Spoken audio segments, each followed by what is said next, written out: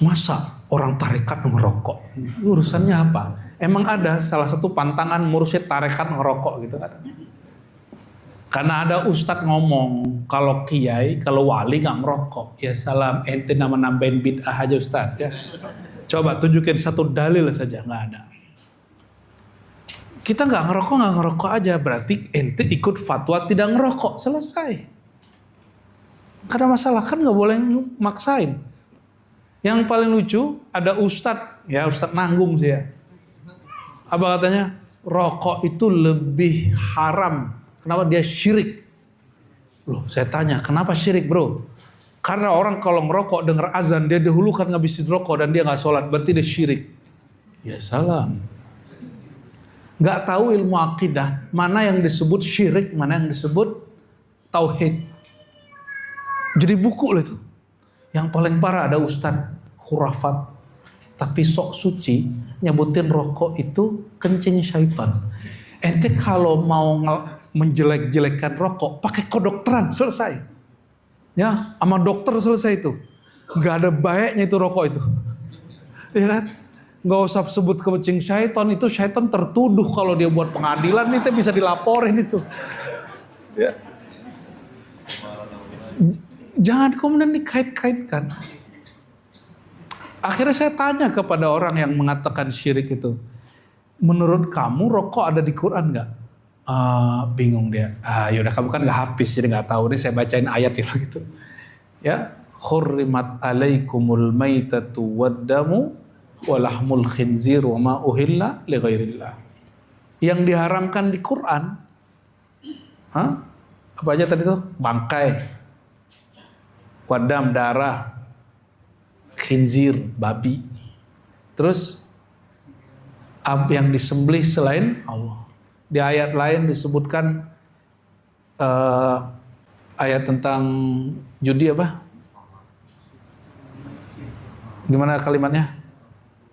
Innamal khamru wal maisiru rijsun min amal syaitan. Hanyalah khamar dan judi mau offline ataupun online sama, rijsun. Apa arti rijsun? Menjijikkan. Dan tidak ada di Quran kalimat khamar itu syirik, nggak ada. Lebih bahaya mana tua khamar, narkoba dengan rokok? Bahaya mana? Ini saya bukan lagi belain kiai ngerokok ya. Emang guruku semuanya ngerokok kecuali 10%. 90% semua mursyid kita, mu'alim kita ngerokok semua. Terus ente ustadz bilang kalau dia ulama itu pasti gak ngerokok. Kita gregetan gitu ya. Mau turun kita ini. Biasa aja. Gak ada kaitannya itu dengan kecerdasannya. Salah satu tokoh yang rokoknya kenceng itu kan Said Agil Sirot tuh. Kiai besar. Dengan segala perbedaan kita dengan beliau, saya mengakui dia orang cerdas. Itu kalau ngajar di kelas mau ada AC ngudut. Ada yang meragukan beliau ulama, S1, S2, S3-nya di Ummul Qura Mekah. Ente S2, S3 di mana? Ada yang baru S1 berani menyesatkan S3. Itu level gak biar tuh? Gak masuk. Ya. Jadi kadang-kadang kita membuat-buat kriteria sendiri tentang sosok ideal. Dan itu menyiksa diri sendiri.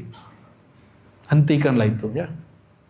Yang mengerti wali Allah ya Allah sendiri. Ikuti kriterianya Allah. Allah kalau bicara wali selalu bab rohani. Nggak ada bab performan, udut, rokok, nggak ada. Makanya Imam Junaid ditanya, hal yaznil wali. Wahai Tuan Syekh, apakah wali bisa melakukan dosa besar seperti berzina? Apa jawabannya? Emang itu takdirnya terjadi, tapi kewaliannya nggak putus. Loh kenapa? Sekali wali khos, selama-lamanya wali khos. Kalau ente emang wali setan, setan aja jadinya. Mau dipakai sorban berlapis-lapis, tetap aja dalamnya syaitan. Kecuali disentuh sama wali kutub. baru jadi barangnya, ganti barangnya.